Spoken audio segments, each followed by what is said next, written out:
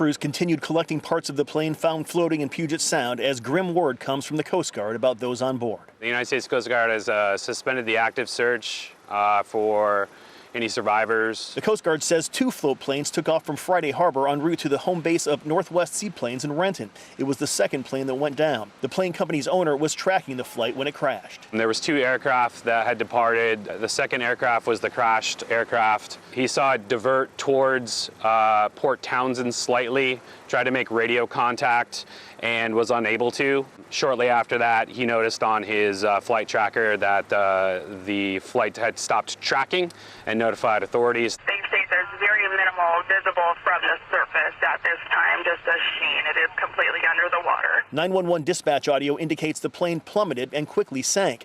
The weather was windy and witnesses described a nosedive.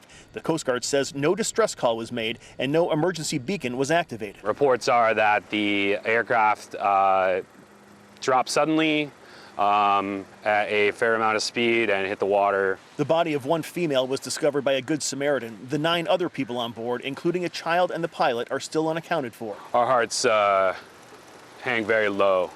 This is a huge tragedy. The NTSB is now taking over the investigation. The Coast Guard will release the names of all 10 victims tomorrow morning. Live on Whidbey Island, Eric Wilkinson, King 5 News.